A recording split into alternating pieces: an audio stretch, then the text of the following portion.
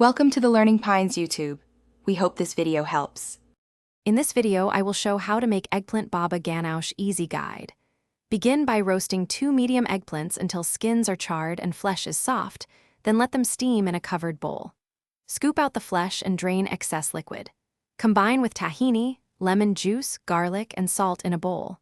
Mash to your preferred texture, taste and adjust seasoning, then garnish and serve warm or cool.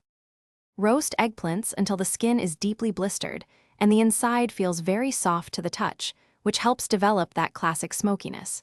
If you use a broiler or gas flame, turn often to avoid burning and get even color.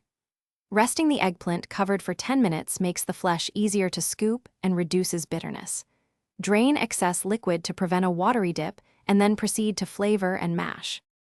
Start with tahini, lemon juice, and a clove of garlic. Then fold in the roasted eggplant and mix until smooth but still textured. Add salt in small increments and taste as you go, because eggplant absorbs seasonings differently. A drizzle of good olive oil brightens the flavors, and a pinch of smoked paprika or chopped parsley adds color and aroma.